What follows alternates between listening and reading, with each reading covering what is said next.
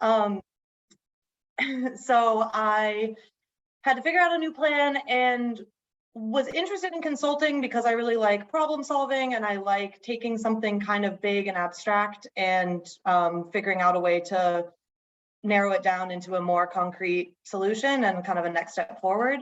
But I was a little hesitant to go into consulting right away out of college because I was worried, like, well, if I'm at like a big firm, even if I'm on like their environmental team, like I don't want to be like cleaning up an oil spill or like doing greenwashing type PR work for a polluting company that I don't agree with or something like that. So that was kind of my hesitancy 5 years ago when I was in college. And I felt like I just, didn't have enough skills yet to know like, okay, I want to be in this part of environmental consulting or this part, like, do I want to work on renewables or air pollution or water?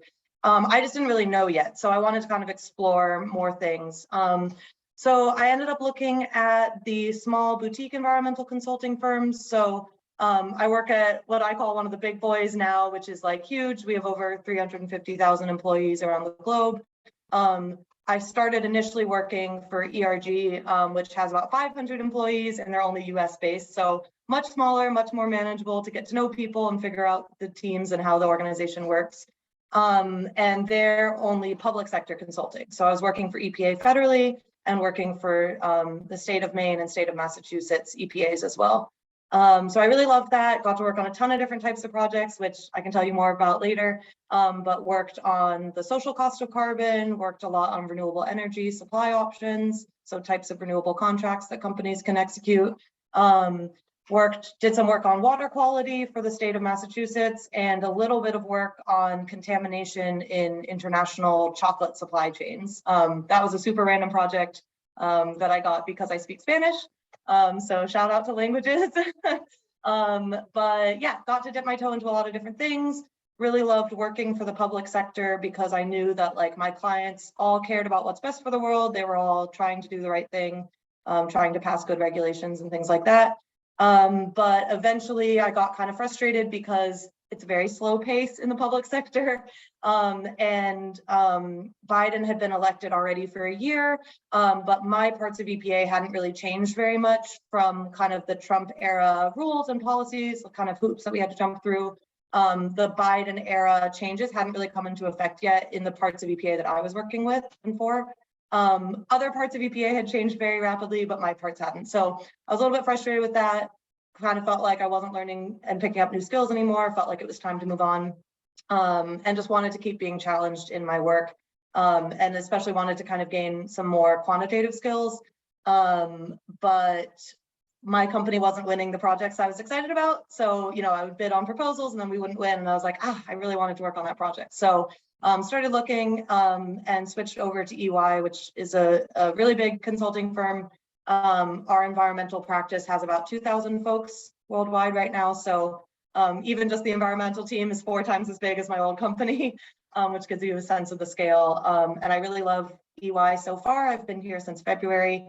And I'm on our decarbonization team. So I work helping companies decarbonize faster and better in a more fair way, trying to push them to do the right thing as fast as they'll let me, and kind of analyzing that for them and figuring out what their next best step is. So yeah, I'll stop there on that question.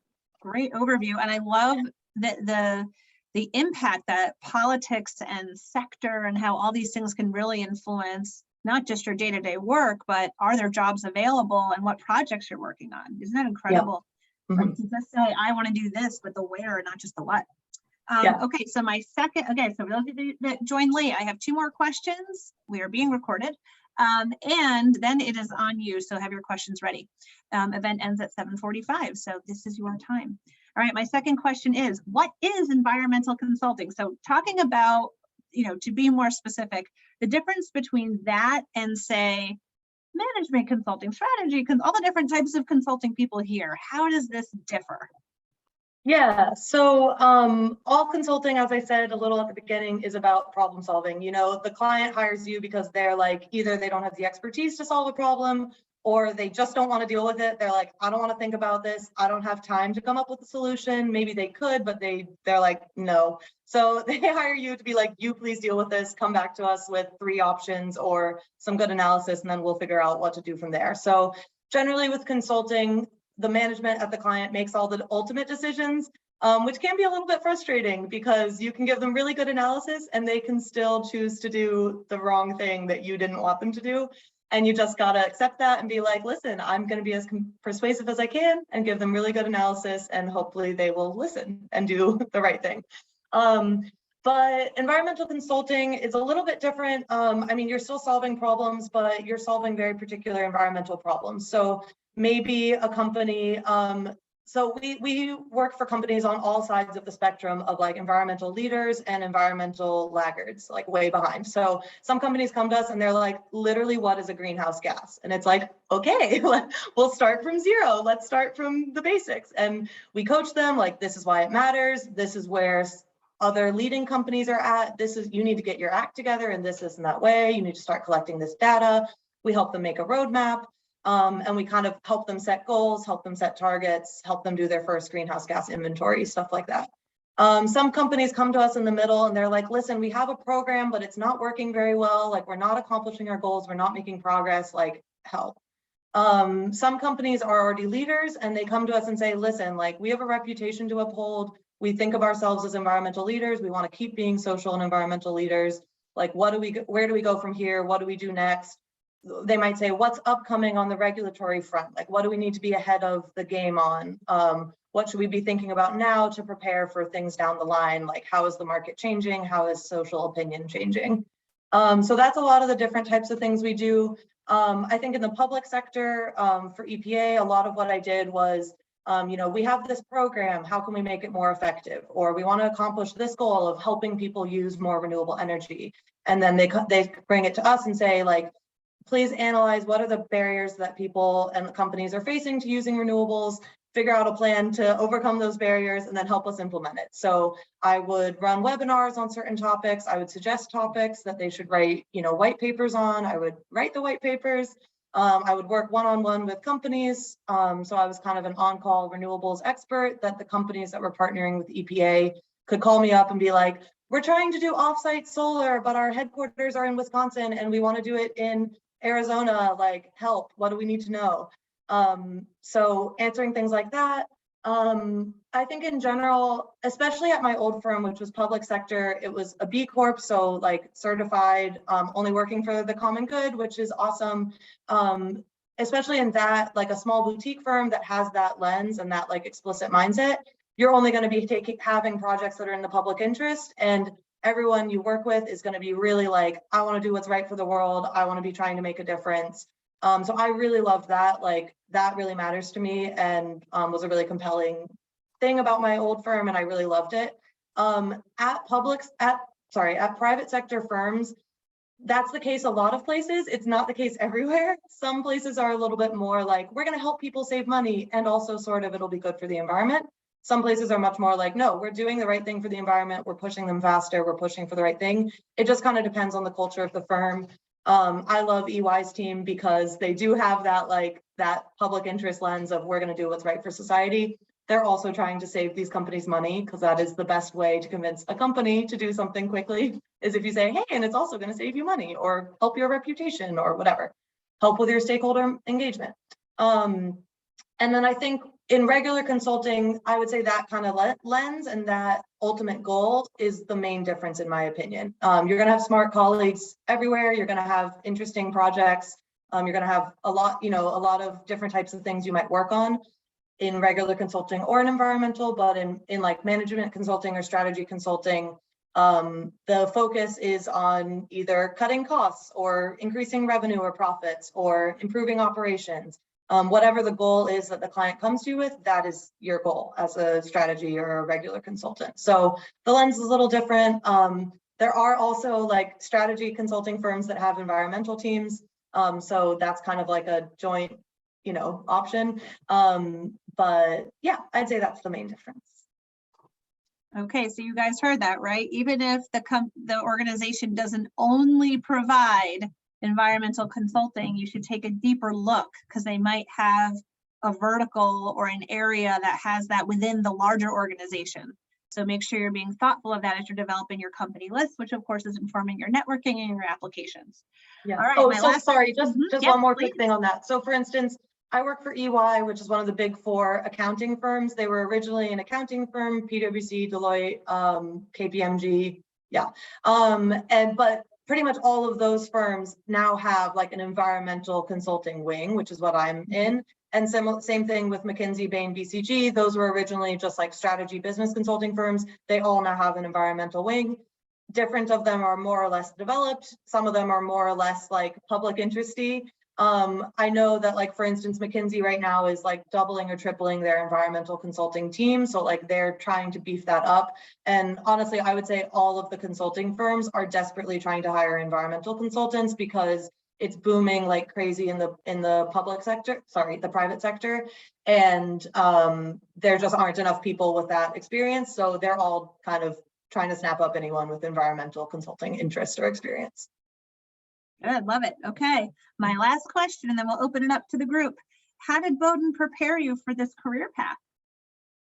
Yeah, so I loved a lot of my classes at Bowdoin. I think one way Bowdoin prepared me was taking like upper level seminars or courses where I got to write a really in-depth research paper. So I took International Environmental and Human Rights with Professor Springer and wrote a paper. My final paper was on international regimes governing e-waste and like the movement of e-waste, transport of e-waste mostly from developed countries to developing countries.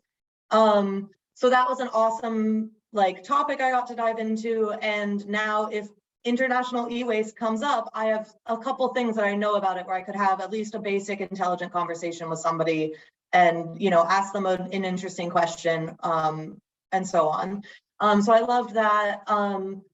I also, I think that in general, Bowdoin really made me a really good writer and communicator. So in my old job at work consulting for EPA, a lot of my role, I wasn't really a communications person per se, but a lot of my role was translating between scientists and lawmakers and the public and like students or professors who know a fair amount about a topic and are really interested. And so kind of being that connector point in between all of those different types of audiences. And like, I can read the scientific paper that the biologist or the ecologist published, and I can distill it down to like, these are the key points that somebody who knows nothing about this topic would want to know. And I can write an interesting like think piece about it if somebody's like already kind of an expert in this field but wants to know what this paper said. Or if the policymakers are like, we need to do something about water, but I don't understand dissolved oxygen, then I can be like, cool, here's a little quick distillation for you to understand this concept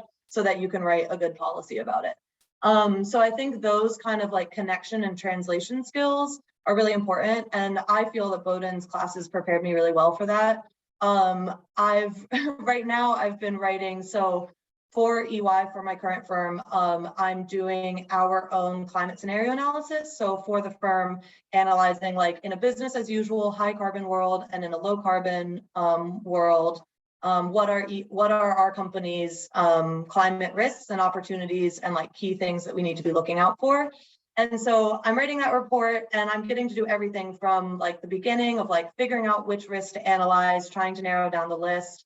I've been involved in the kind of quantitative data analysis piece, so modeling in Excel, things like that.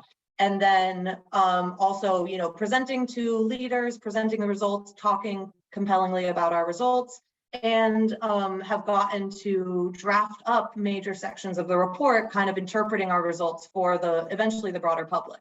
And it's going to go through a million reviews before my words hit the internet, but you know, legal is going to review it, the branding team, everybody else is going to review it. But I'm basically drafting that key section of the report, which is awesome. And so I get to say like, EY should do this next, or like, this is the most important risk and this is why.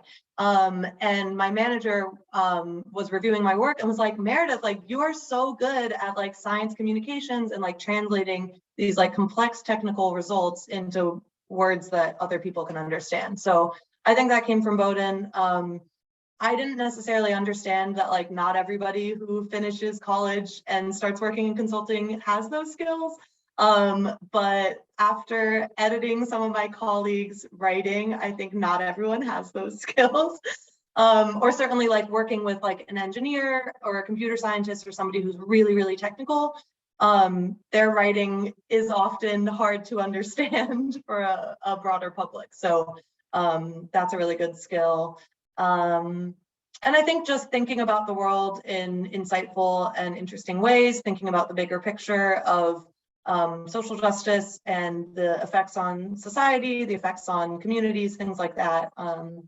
I got from Bowdoin as well. But yeah, I would say any class that you can take that either you'll write like a big in-depth research paper or gain a hard skill like GIS or data analysis or like a coding language or anything like that. Those are great to be able to say like when it comes up to be like, oh yeah, I can do something in GIS for you. And you don't have to know it all and all of the things, but at least having some background in a hard skill like that makes it way easier to learn what you need to know on the job to like get up to speed on a particular project and to add value to the team. Beautiful. I love it. All right, so now it's your turn. So I would love to hear your voices. So please raise your virtual hand. I'll pick on folks in the order that they come in. If you type something in the chat, I'll get to it. But the people that raise their hands and talk get first dibs. So what questions do you have? Don't be scared. I have 10 more, so I'll just keep going, but I'd rather hear from you. Is anyone thinking about case interviews? Is anyone we have someone raising a literal hand. Is there an actual hand? Oh, is it Ariane? Go ahead, unmute. Orion. Orion, I was way off. Okay, go ahead. What's your question? My question was just, so you did GovES, and I was just wondering from a technical standpoint, do you feel like you would have been better served doing GovEOS instead, or how do you fall on that? Yeah, that's interesting. I really loved my Gov classes. I think they gave me a lot of good critical thinking lenses to apply to even non-policy things. I don't do a ton of like policy analysis currently at EY, but I did do a lot for EPA in my previous job. So it really depends on the job. But like legal policies are also like an intensely technical topic. Like they're hard to read. There are strategies for how to read them. My main strategy, honestly, is Control F to find the keywords that you're looking for. Like not everybody can read a policy and distill it down, or can read 7 policies and say, this is what the gist of each of them is, and this is where the trend is going. So that's a skill I learned from Gov classes. I think if I'd done EOS, for instance, I would have probably a lot more GIS skills, a lot more like geology knowledge. I know almost nothing about rocks. I also honestly know almost nothing about oceans. So there you go. I think I would just have different kind of technical skills, but I think it's really good to have like broad communications, writing, critical thinking skills, and then a certain like deep wells of knowledge of like, I randomly know a lot about the ecology of coastal Maine because I took a biology seminar in that. And I know a lot about like international policy frameworks. But whatever your deep wells of knowledge are, I don't think it's as important exactly what they are, so much as that you pick things that you're interested in learning more about. You think about a job that might get to use some of those sometimes. And sometimes the skills you use will surprise you. So like I speak Spanish. I just wanted to be continuing to learn Spanish in college. I told my firm, hey, I speak Spanish. If you have any Spanish speaking projects, let me know. And that's how I got on the like chocolate supply chain project, which was so interesting. I got to travel to Ecuador. Back to Ecuador. I studied abroad in Ecuador and got to go back and work paid for it. And it was amazing. And that was just because I speak Spanish. So like I knew nothing about chocolate supply chains or contamination in food, but got on that project because of a different skill. Other questions?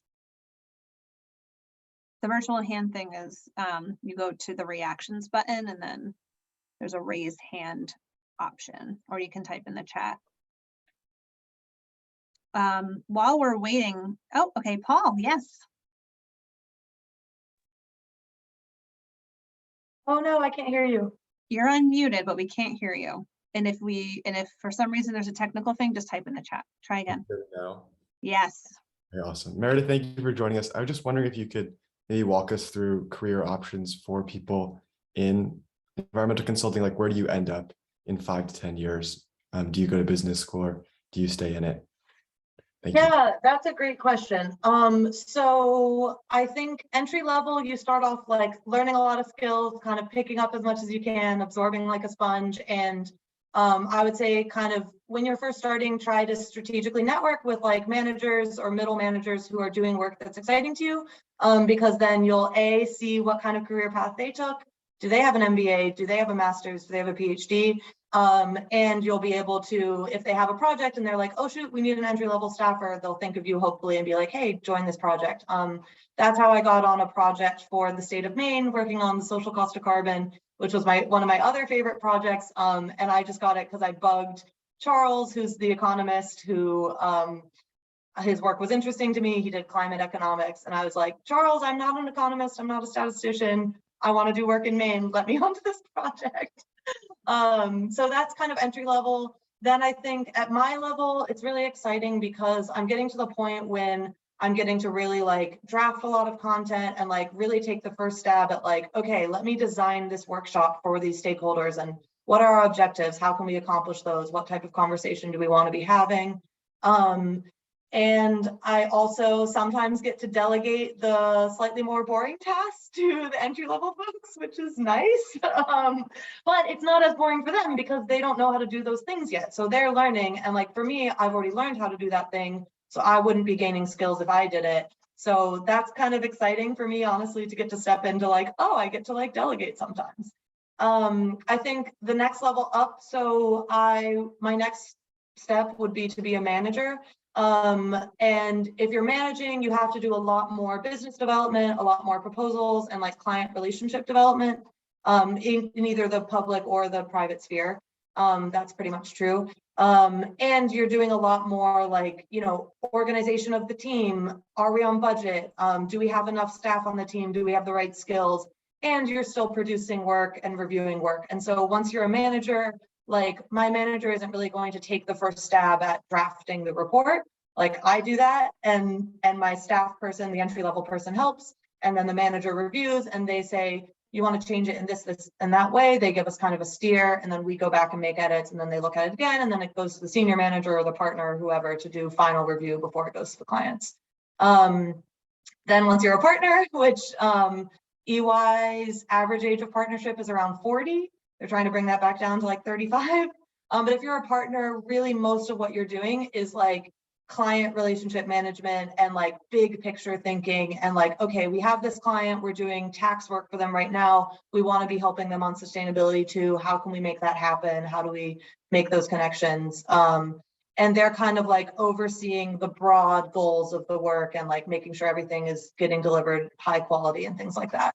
And they might be like talking on a podcast or presenting at a conference or leading an international workshop or something like that. Like they're doing any of the high profile stuff that they wouldn't trust someone like me to do yet, which makes sense because I don't want to do it yet.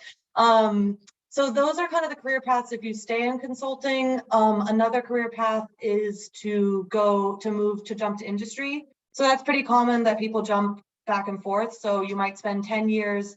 One of my colleagues spent 10 years at Best Buy doing their electronics and sustainability, like kind of e-waste work. And she recently joined EY because she was like, I'm a little bored of just doing tech and e-waste. Like I want to do more things. I want to like apply everything I've learned about supply chains and operations to other clients in other sectors. You can also switch the other way, right? So like, say I find a sector or a client that I really love working for, and I'm like, they're doing the most exciting stuff. Like, I just want to work directly for Google on renewable energy or whatever it is. You can hop. A lot of people also, some people switch back into nonprofits or into the nonprofit sphere. So once you've built up kind of a good amount of expertise in a particular topic, you could go be like an expert witness for a nonprofit or just kind of like their oceans person or their whatever and get to like lead a program or start a program working on that content area. What else? Nonprofits.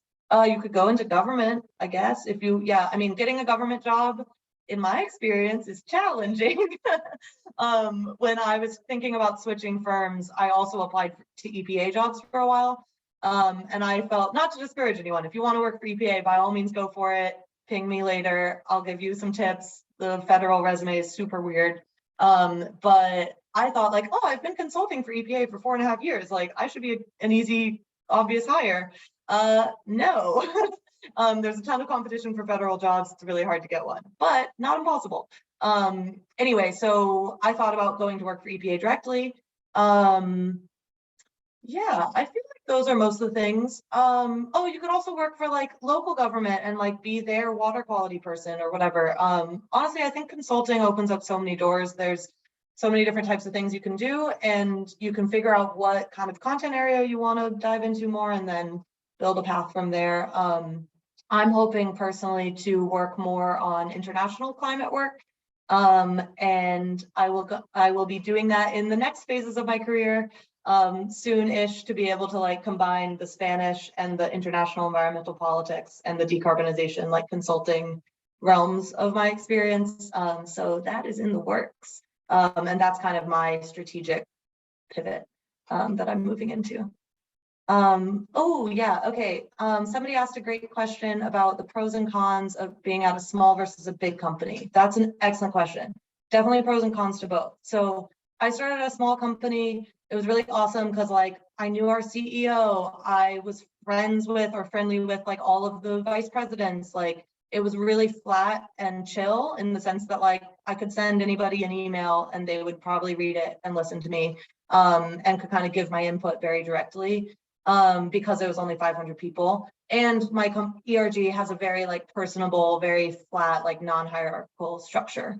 I also really liked that like I could get to know a lot of different managers and that they would think of me, you know, like, oh, Spanish speaking, great, or like I want to work on the state of Maine project, and I could actually get my foot in the door on those things. The con of a small company is that there were an endless amount of tasks that like, oh, it would be super nice if somebody built a better internal website for X, or it'd be really great if we had a tool to do Y. And frankly, those tasks just never got done because all of our coders and our software engineers and whoever, like, they were always super busy with client work. And so they're like, yeah, that would be nice, but like, when am I gonna have time to do it? So there were a lot of those things that like started to become frustrating to me, where it's like, like this task could be done so much faster if somebody would only build the thing that we've been asking for. So that was tough sometimes at a small company, but I loved my company. Oh, also like eventually we weren't winning the work that I was excited about. I think a lot of that was just kind of bad luck, but some of it is that like some clients want a really big company and they want that prestige and that name. And so a smaller company sometimes has trouble competing. It goes the opposite way. Some firms, some clients want a small company because they want to know that you're their priority and that, you know, that they really know the people that are working for them. At EY, one thing that's awesome is that like any app or resource hub or tool that you can imagine that I'm like, it'd be really great if someone built X. They've already built it. There's 3 of them. They work really well. And they're like, oh yeah, how can we improve it? Let us know. So that's awesome. Like I came in and in training, I was like, this is amazing. All the things I wanted, they exist. But yeah, the flip side of that is there's a lot more protocols and bureaucracy and red tape. Like to get, I'm getting my certification right now as a climate change professional. EY will pay for a certification for everybody. You have to get one before you get promoted to manager, which is pretty common at big consulting firms. And they cost like $800 to $1,000. So like, thank you for paying for that. But I'm getting mine right now. And like the new certifications for the decarbonization folks have already been approved. They've already been brainstormed. They've picked new certifications that are now going to be allowed. It's been months and months and months. And the amount of rigmarole I had to go through to like confirm with my managers and partners that like I would indeed be able to get reimbursed for this already pre-approved certification was absurd. So pros and cons. Sometimes there's way more projects that are happening. So like more that you could work on, but also harder to get onto a project because there's way more people competing for it maybe.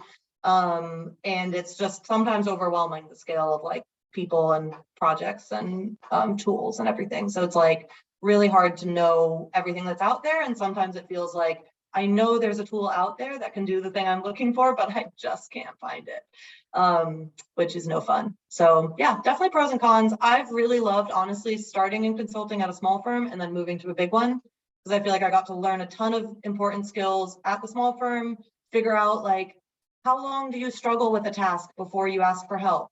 Who do you ask for help? How do you actually do research in a time efficient way? Things like that I learned at my small firm and then moved up, and I'm able to like apply those skills.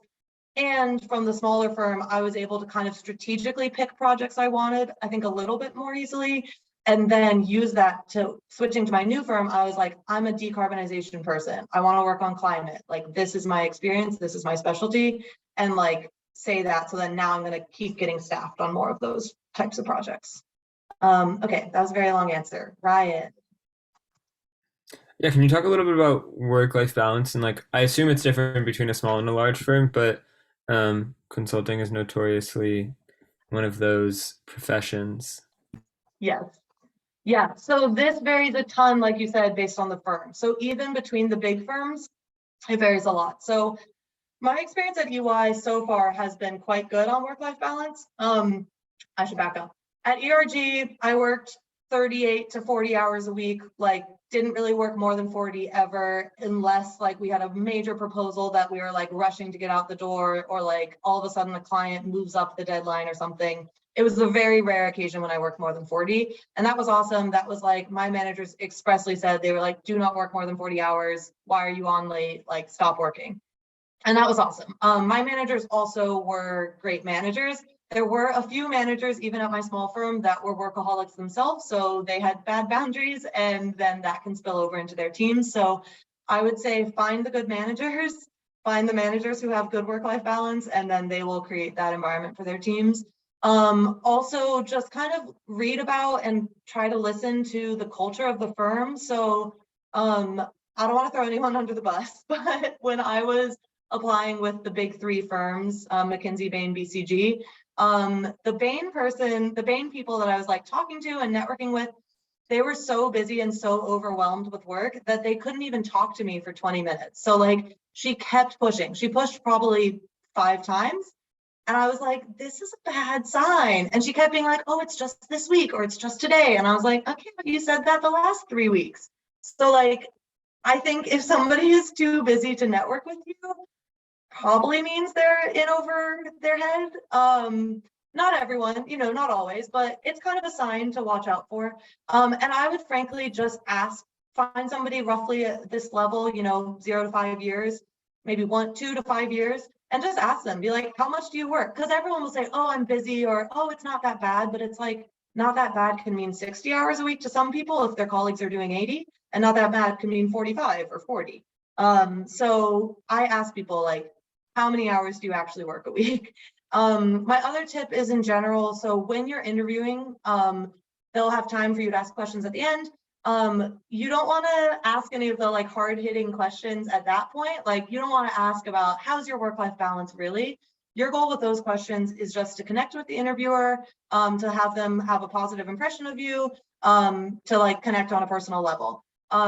Anything that you really need to know like, is this going to be a good fit for me? You can ask the recruiter after you already get a job offer. So when you get a job offer, then you have all the power. You could decide, do I want this? And what I always did is ask to talk to somebody who's going to be at the same level that I would be joining at. And that's who I ask the hard-hitting questions for. So I say, what are the benefits actually like? How is the healthcare? How are your managers? Do you like your projects? How many hours do you work? You really don't need to ask those questions before you have a job offer, in my opinion, unless you get really concerning answers. And then you're like, okay, I don't even want to keep interviewing. But you're always going to want to keep interviewing as practice. And even if you decide you don't want a job, I always just stuck with the interviews personally. And yeah, ask those questions later. With the interviewer, you just want to connect. So like, for instance, I was interviewing for a while with Chilean environmental consulting firms.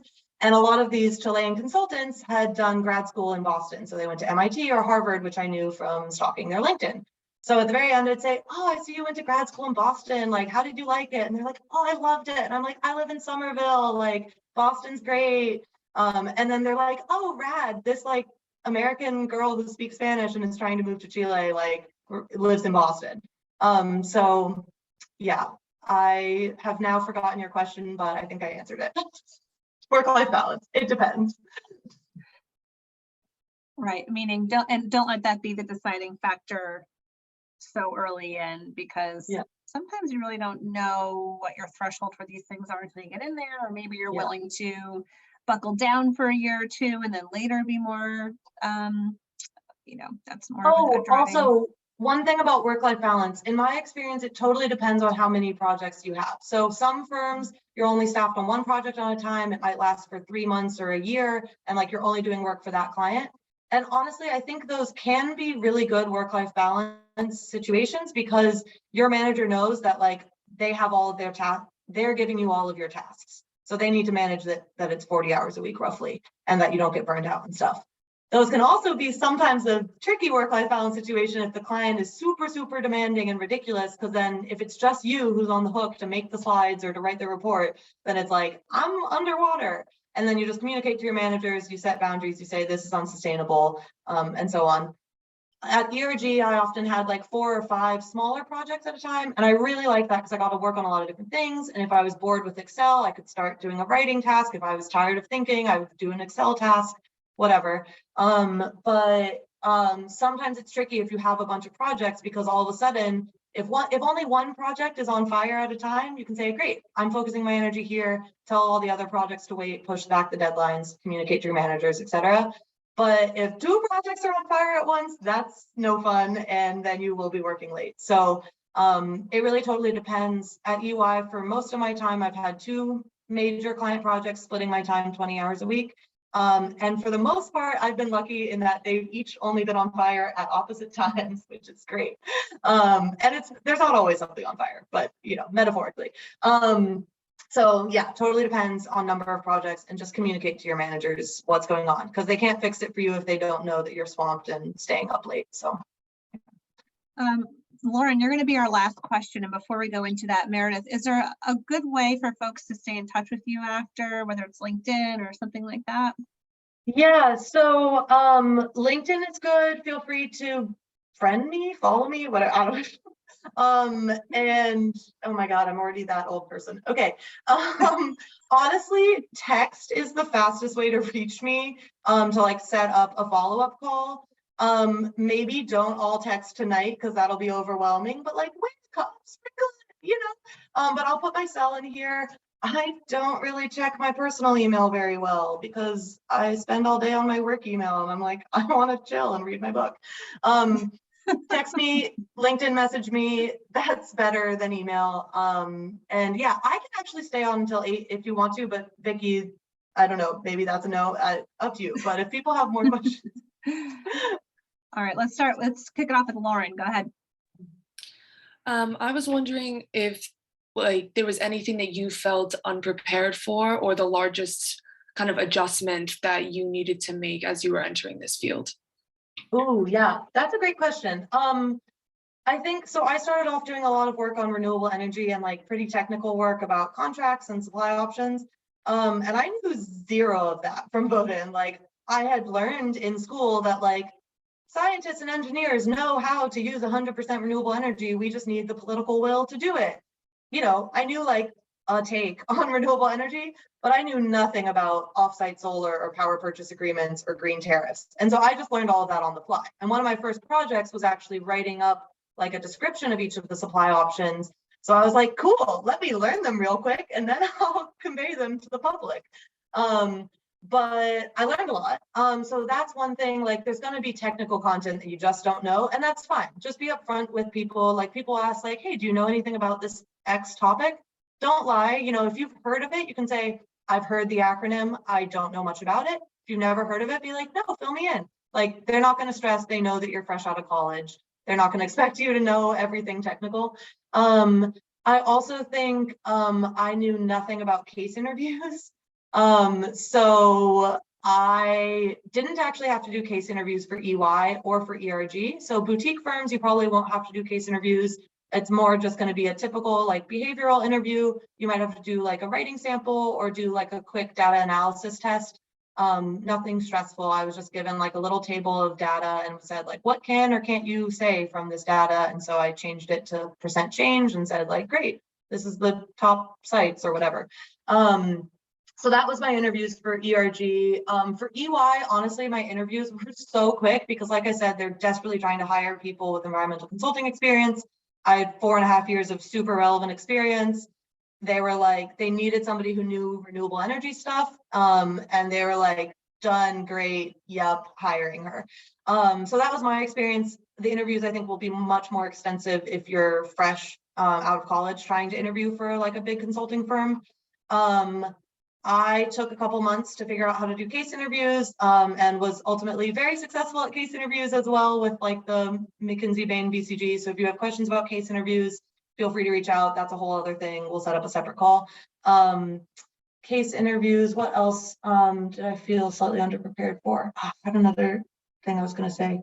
Oh, the other thing I was going to say to everybody is I figured out a sneaky way to increase your chances of actually getting an interview, which is that so often people just like apply to a huge firm and then the first big hurdle is that they're hoping that a recruiter actually looks at your resume and reaches out to you to set up a phone interview. So that's a huge hurdle. Like sometimes less than 10% of resumes make it through that. It's bad odds. So what I started doing, I knew I wanted to move to Chile and I wanted to stay in environmental consulting. And so I literally, and I had a list of firms that had Chilean offices, but you can make your list of firms, et cetera, and go about the same method. I literally just searched on LinkedIn, like recruiter at McKinsey or wherever. And then you can set their location too. So I said like Chilean recruiter at BCG and then reached out to them and was like, hi, just cold LinkedIn a bunch of people, like 3 to 5 at each firm and said like, hi, I'm trying to move to Chile. I have 4 years of relevant experience. Can we set up a call? I'd love to hear more about your company. And I honestly got really good responses from that. And then with the recruiters, they would say, great, send me your resume. Let's set up a call. And then you've already jumped that huge hurdle. So that worked really well for me. I know it was probably more successful for me because I already have relevant experience and I was doing something kind of crazy internationally. Like how many people are just like randomly trying to move from America to Chile, like in consulting? I don't know. So that worked well for me, but I think it's a good approach that you can try also. You can also reach out to somebody entry level at those places, say, hey, I'd love to hear about your projects and your team. If they like you, if you have a good conversation, their next thing that they'll say is, here's our recruiter, talk to them next. And then you know exactly which recruiter to talk to, and the recruiter can tell you like, apply for this position or don't apply for this position, that one's not right for you, or we've already finished hiring for this one, so don't bother, but in 2 months we're going to hire again, so keep an eye out. So the recruiters are awesome and they know what's up. So to answer the other question in the chat, when's the recruiting season? Totally depends. In my experience right now, it's all the time because they're all desperate. But sometimes I think McKinsey Bain BCG have set timeframes usually like it's like September, I think, and the opposite of September, like April or March. Vicky could tell you better, honestly, probably, but yeah, they were the MBBs were like July, right, Cole? It was like July for both interns and full-time. And then the big four are like September. And then like, I think, but Meredith, I think you got ERG in spring. Yeah, so I got ERG in the summer. I graduated without a job and then got my ERG job and started in August. So the boutique firms, it really honestly just depends on when they have somebody leaving. So like if someone leaves the team, then they'll hire for that spot. So often that might be summer because someone's leaving for grad school. In the big firms sometimes do an off-cycle recruiting session, so that could be in the spring. So I did an off-cycle with BCG last spring, and I slid into the cycle in early October, late September with some of the strategy firms not this past one, the previous fall. So it depends, but the recruiters will know. Yeah, I had another thought. So follow the companies you like in Handshake so you get notifications when they post. Yeah. I'm going to pause this here and stop the recording. And thank you, Meredith. So I've been doing this for over a decade, and this is one of the best panels. And you're awesome. So can we unmute, do a little round of applause for Meredith? That was awesome. Thank you so Thank you. much. Oh, I have one more thought. Sorry, I was